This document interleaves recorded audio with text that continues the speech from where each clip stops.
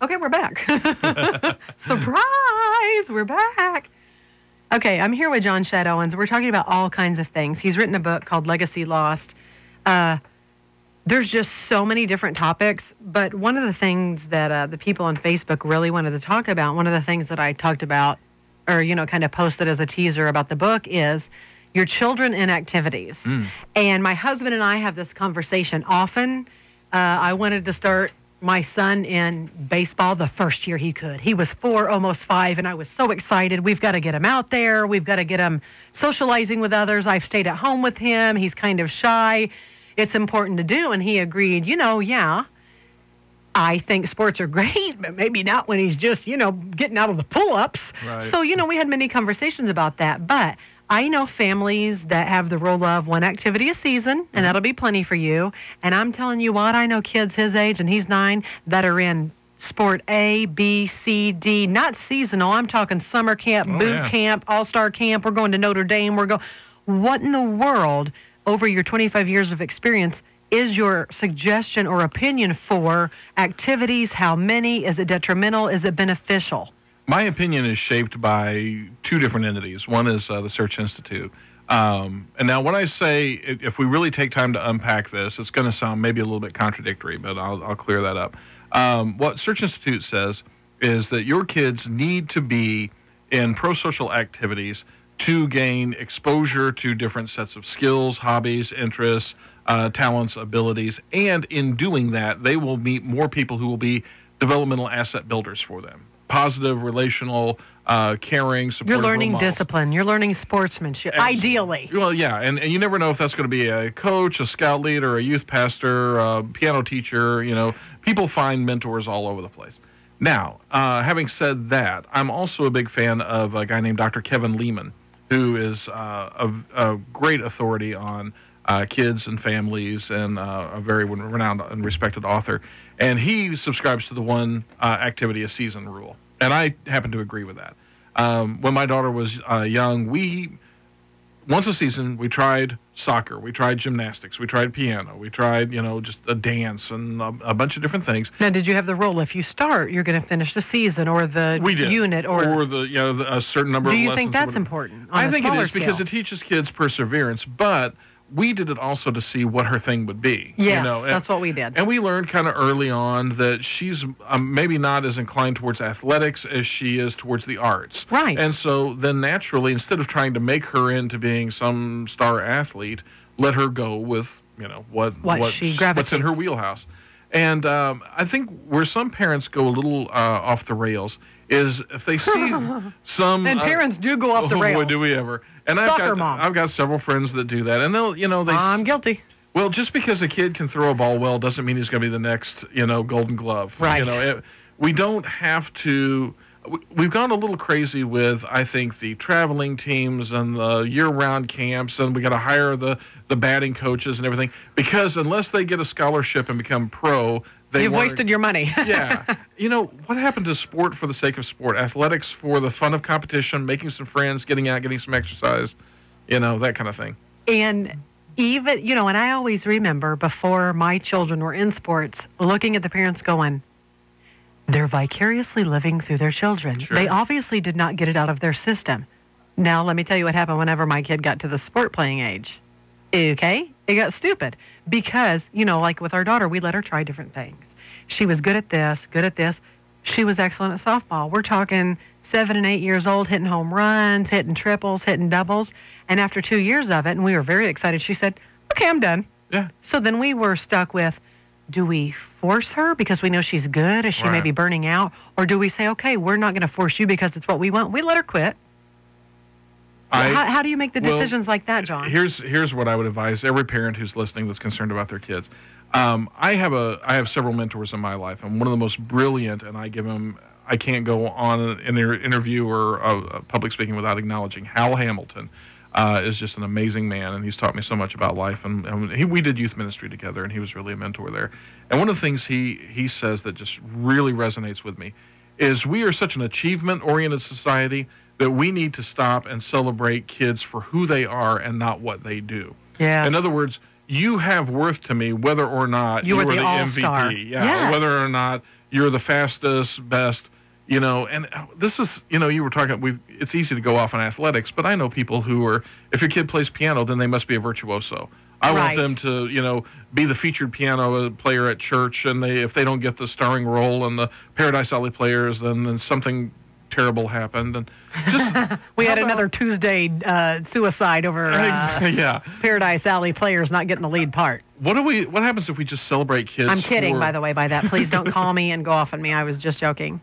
What happens if we just celebrate kids for the characteristics they have, who they are, what they naturally bring, just for being wonderful, young individuals? Now, I have a question. Mm-hmm. Whenever, say we were in junior high, when you tried out for teams, some people made it, some people did not, and that was okay. Right. Now, there was a point in time, especially at some of our schools here in town, that some of the sponsors or coaches, especially for some of the dance teams and stuff, said, you know what? Everybody makes it. Right. I don't agree with that. No. Am I mean, or should they still have, Oh, they're doing some interesting studies on that now, Monica. What they're finding is this next generation, and I've actually experienced this, a person who brings in interns and hires, there is a generation coming up that has been rewarded for mediocrity. They've been rewarded. You gotta see! Yeah, well, we got... You put one sock on! Well, your pants are to your knees! I didn't play a lot of sports when I was a kid, but I played a few. And you only got the trophy if you won the championship when I was growing up. Now, hey, you showed up and had your whole uniform on. Everybody gets the medal. Everybody gets the trophy. Every kid, God bless them. We can't let them be on a soccer field for an hour without giving them some snacks. How can you have a kid? No, seriously, who started the snack thing? When I was little, take your water and then go home and eat a snack at home. Now it's like, hi, your snack mom on the 1st, the 30th, and then February. And I'm like, what's going on here? I'm spending $40 every month. When the kids are going to play the games, we have the snack list. Yeah. I know. Which feeds into our obesity problem and unhealthy food problem. Well, and catering to our kids. The poor little angels can't possibly expect it to take the field at age 5 in Bumblebee soccer without, having their Oreos or whatever. It's just, we get carried away. We do. And a lot of it is what we're doing for other parents. We want to demonstrate to other parents that, hey, Monica, it was great that you had your birthday party at the Jump and Play. But I'll tell you that we spent $5,000 on a main circus attraction. Right. We had Bozo the Clown resurrected from the dead and came out. Why? So it's keeping up with the Joneses is what our generation is doing. It's messing our kids up. Well, and we're, inadvertently communicating to our kids all the wrong things. It's not about quality time spent together. It's really about what you do for them. I've demonstrated my love by the amount of money or the extravagant parties that and it's not just that. It's, and my daughter drives I keep laughing a secondhand. Snacks. Yeah. Well, my daughter drives a secondhand car, my old car, to the high school. So did ours. And she's fine with that, but she's parking next to Mercedes-Benzes and Corvettes that other kids are driving. You know what, though? I had that brand new car at 16, and I had that brand new car at 18. And then about 24, once I got married and said, hey, I think I need an Escalade, my husband's like, then you need to go back home because we're not playing that at our house. Guess what you're not getting, yeah? And I learned the hard way. I feel like he was raised pretty strict, and I feel like I was raised pretty lenient, and I feel like we meet in the middle. But I've had to learn a lot of things from him that my parents unintentionally hindered me because they gave me because they could and because they were good parents. It wasn't intentionally hindering my development. But I mean, I started doing laundry. People are going to slap me in the face for this at 23 because, people did that for me when I was little. Right.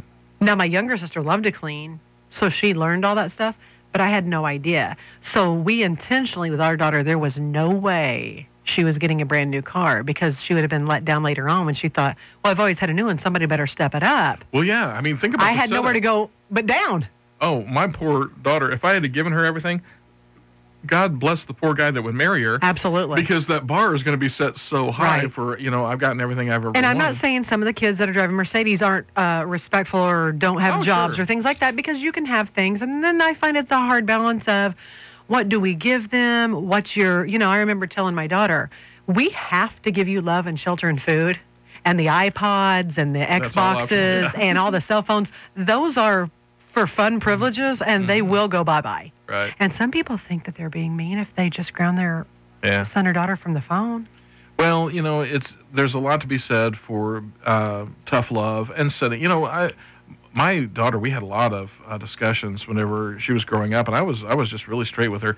Your dad's going to be a little bit of a Nazi on some stuff, and you're just going to so just get ready. Yeah, and you're going to not get to do some things that your friends get to do, and that's going to seem unfair to you.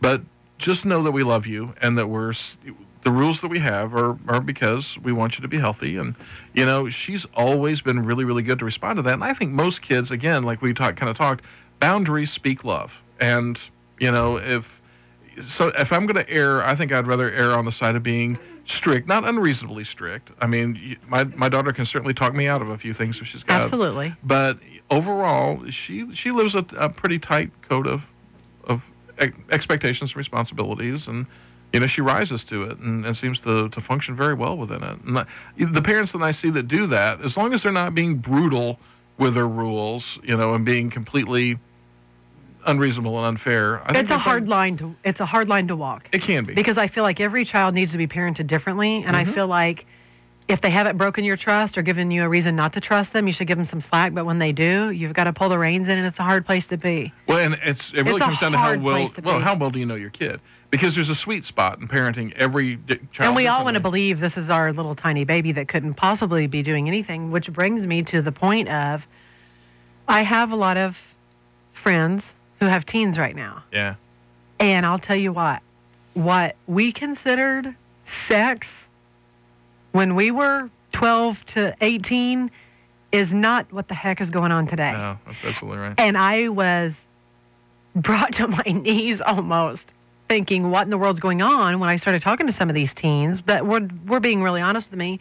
And they're saying, well, I mean, I haven't had sex, but I mean, we do the basics. And whenever they call basics now, they're talking about things like oral sex, which to us was out of the realm of imagination. Right. Well, think about the sex culture that we're in. I mean, just the movies. You can't have a romantic comedy anymore without having, some sort of over-the-top sex scene in it. You can't, and that's now played for humor. And all of the shows that, and I really worry about this, and this is going to sound sexist. Hold that, because okay. we have to take a break. All right. He's going to sound sexist. I'll be sexist when you come We're talking about sex and teens and sex in general and what's going on with our society these days, but he has an opinion on sex that might sound sexist. We'll be right back. Please stay with us. This is Monica's